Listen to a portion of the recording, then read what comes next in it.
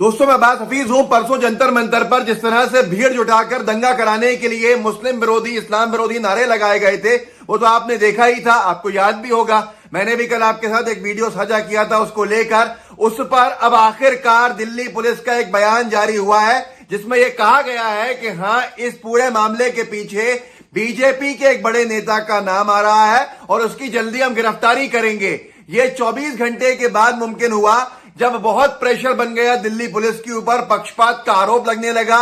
वरना 24 घंटे तक तो ये नाम लिए भी नहीं गए थे, यहां तक कि अज्ञात लोगों पर एफआईआर दर्ज की थी। ये कितना हास्यास्पद है या निंदनीय है जो कह लें आप, कि पूरे वीडियोस के अंदर चेहरे दिख रहे थे जो नारेबाजी कर रहे थे, मुसलमानों को खत्म करने की बात कर रहे थे जंतर मंतर पर। लेकिन दिल्ली पुलिस ने जब एफआईआर करी तो ये कहा कि अज्ञात लोगों के ऊपर हम एफआईआर करते हैं। अब मैं आपको नाम बताने जा रहा हूं कि दिल्ली की भाजपा का कौन बड़ा नेता है जिसकी गिरफ्तारी होने वाली है इस पूरे मामले के अंदर, और किन लोगों ने आवाज उठाई। ट्वीट सुन के मैं आपको इस वीडियो में दिखाऊंगा। लेकिन मैंने आपसे कल भी कहा था कि देख लीजिए, भारतीय जनता पार्टी का यह नया फॉर्मूला चुनाव जीतने के लिए शुरू हो गया है।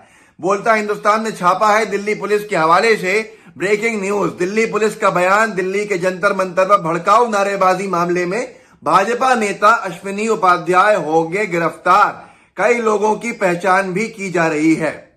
अश्विनी उपाध्याय भारतीय जनता पार्टी का प्रवक्ता है जिसका सीधे सीधे वीडियो मौजूद था, जिसने वहां पर भाषण दिया था, जिसके आह्वान पे वो पूरी भीड़ जमा हुई थी, उसके पोस्टर्स वायरल हुए थे। उसने अपने ट्विटर अकाउंट के ऊपर कल सुबह ये डाला भी था पूरा वीडियो अपना।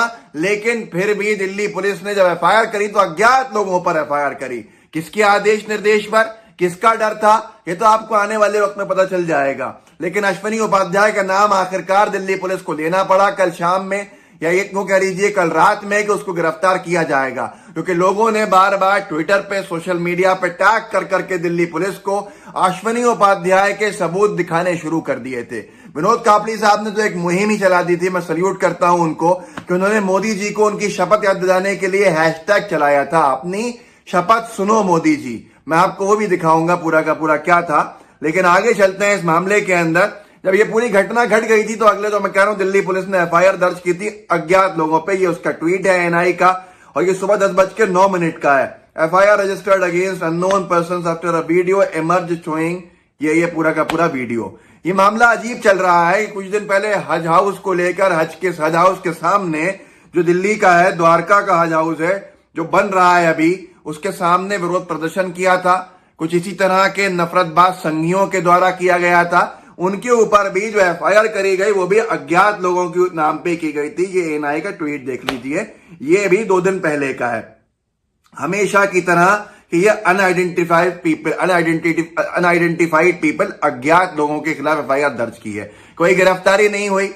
गजेंद्र चौहान नाम का एक सी ग्रेड एक्टर है जो आजकल बहुत बड़ा धार्मिक व्यक्ति बना बैठा है, धर्म का नेता बनना चाहता है, रक्षक बनना चाहता है। ये तस्वीर देख ली अश्विनी उपाध्याय के, एक तरफ वो खड़ा हुआ है, अश्विनी उपाध्याय के हाथ में माइक है। ये नफरतबाजी का पूरा कार्यक्रम चल रहा है। यहां तक कि आपको जान के हैरानी होगी कि इस पूरे मामले के अंदर एक खास कानून के टुकड़े किए गए, उसमें हवा के अंदर उड़ाया गया। भीड़ ने फाड़ा उस कानून को, भारत के संविधान का जो हिस्सा है, भारत के संविधान के एक हिस्से को फाड़ा गया।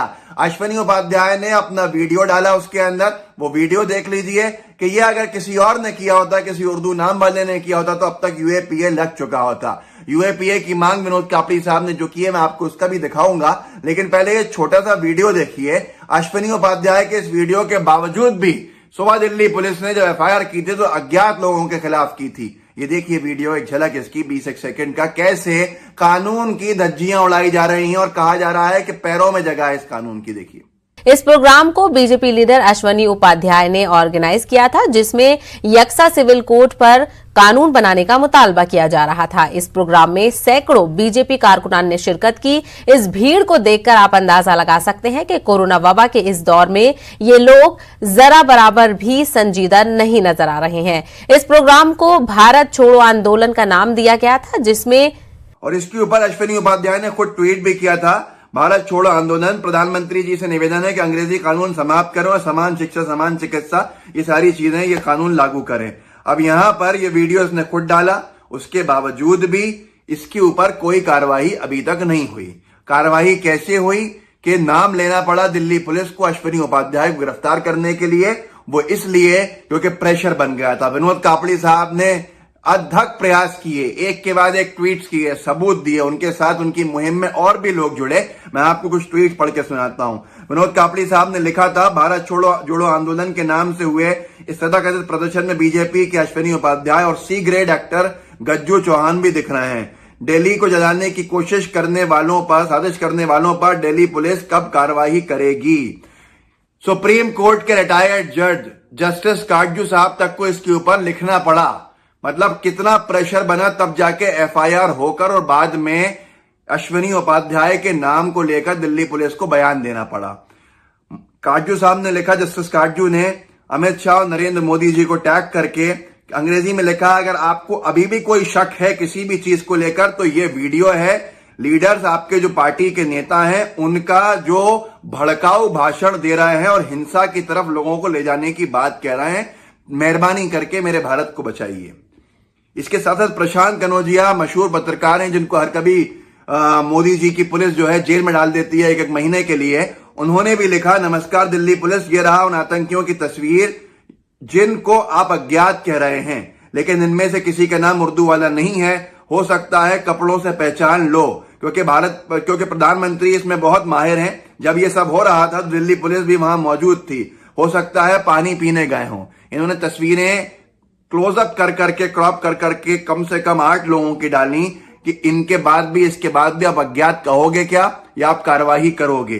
हृदय जोशी ने बहुत ही एक ट्वीट लिखा है, इमोशनल, जिसको बहुत वायरल किया जा रहा है। उन्होंने लिखा, शर्म के मारे भीड़ मुझे घेर लेगी और मेरे सिर पर तमंचा रख देगी तो शायद मैं भी कहूंगा जय श्री राम, पर वो आवाज मेरी ना होगी तब राम भी वो नहीं होगा जो मरते वक्त गांधी के मुंह से निकला था। इस देश का हर मुसलमान मेरा भाई बहन है और तुम मुझे उनके खिलाफ खड़ा करने के लिए राम का इस्तेमाल नहीं कर सकते।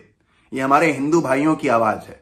हर धर्म के 20% लोग पूरे धर्म को बदनाम करने के लिए खड़े हैं और यही आज इसी चीज का शिकार हमारा हिंदू भाई बहन भी हो रहा है। संजय कुमार सिंह साहब ने लिखा, वाकई अगर भारत छोड़ना संभव हो तो इस पर विचार करना चाहिए। हम लोग बिहार छोड़कर एनसीआर में, मतलब दिल्ली में फंसे, अब एनसीआर भी रहने लायक नहीं रहा। मुद्दा कार्रवाई का नहीं है, मुद्दा यह है कि लोगों को ऐसे नारे लगाने की हिम्मत है और वो गोली मारो सालों पर कार्रवाई नहीं होने से ही बड़ी है। आपको याद है कपिल मिश्रा जैसे टुच्चे लोगों ने दिल्ली को बर्बाद करने की जो इबारत लिखी, आज उसी के नक्शो कदम पे मशहूर होने के लिए, 2 कौड़ी की सस्ती लोकप्रियता के लिए अश्विनी उपाध्याय जैसे लोग यहां पर सब हरकतें करते फिर रहे हैं।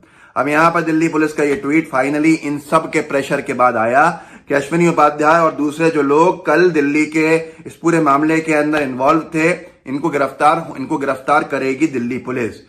ये दिल्ली पुलिस किसी भी कीमत पर बर्दाश्त नहीं करेगी कि कोई भी शहर का माहौल खराब करे, सांप्रदायिक हिंसा बढ़ाए। तो विनोद कापड़ी साहब ने बहुत अच्छा सवाल खड़ा किया।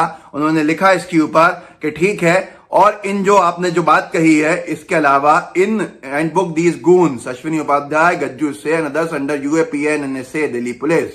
इन्होंने कहा कि ठीक है, फिर आप बुक कीजिए, जैसे आपने जैसे उमर खालिद को बुक किया और शर्जील उस्मानी को बुक किया, भाषण देने पे ही बुक किया ना, तो इनके ऊपर भी लगाओ एनएसए, इन पर भी लगाओ यूएपीए, जेल में सड़ने के लिए डालो, ताकि आगे से कोई हिम्मत नहीं करे इस तरह का भाषण देने की। लेकिन क्या होगा ये आपको सबको मालूम है, किसका संरक्षण मिला हुआ है ये भी आपको मालूम है। जो मुस्लिम समाज के हमारे साथी मायूस हों इस पूरे को देखकर, तो उनके लिए मैंने कुछ ट्वीट्स पढ़े। काटजू साहब का पढ़ा, विनोद कापड़ी साहब का पढ़ा, और भी लोगों का पढ़ा, प्रशांत कनौजिया का पढ़ा, साथ में और बड़े बड़े पत्रकारों का मैंने उसमें पढ़ा, जिसके अंदर खास तौर पर इनका नाम था हृदय जोशी जी का, ये बड़े पत्रकार हैं, संजय कुमार सिंह साहब का, संजय छापड़ा। इन सब के ट्वीट्स पढ़ के आपको एक उम्मीद जगेगी कि आपके साथ लोग खड़े हैं। हम हिंदू मुसलमान अलग अलग धड़ों के अंदर बांटे जाने की कोशिश में एक पूरा का पूरा राजनीतिक तंत्र लगा हुआ है, भारतीय जनता पार्टी से जुड़ा हुआ, लेकिन उसके बावजूद भी 80% दोनों समुदाय के लोग एक साथ खड़े हैं। लेकिन आज आपको आवाज उठानी पड़ेगी, आपकी आवाज उठेगी तब जाके ऐसे अश्विनी उपाध्याय जैसे नफरतबाज भाजपाई गिरफ्तार होंगे। दिल्ली पुलिस ने अभी एफआईआर की है, अज्ञात लोगों के ऊपर की है और बयान देने को मजबूर कर दिया दिल्ली पुलिस को कि हाँ भैया सामने दिख रहा है ये पूरा का पूरा मामले के अंदर भारतीय जनता पार्टी का नेता और इस नेता के ऊपर अब कार्रवाई होने जा रही है, जिसका नाम है अश्विनी उपाध्याय। अश्विनी उपाध्याय के साथ गजेंद्र सिंह चौहान जैसे थर्ड क्लास एक्टर भी गिरफ्तार होने जाएंगे। कब गिरफ्तारी होगी, इसके लिए आपको मोमेंटम बनाना पड़ेगा, आपको भी आवाज उठानी पड़ेगी। आवाज उठाइए, और आपको अब मालूम चल चुका है तो अनभक्त मित्रों को बताइए आपके कि कैसे भाजपाई नेता इस पूरे मामले के पीछे अब पकड़े जा रहे हैं। क्या शर्म नहीं आती भारतीय जनता पार्टी को? क्या अभी भी ऐसे लोगों के साथ खड़े रहेगी, या जनता के साथ और कानून को फाड़ने वालों के खिलाफ कानून के साथ खड़ी होगी? मामला आपको देखने के लिए छोड़ देता हूं, आगे खुद देख लीजिएगा, समझ में आ जाएगा।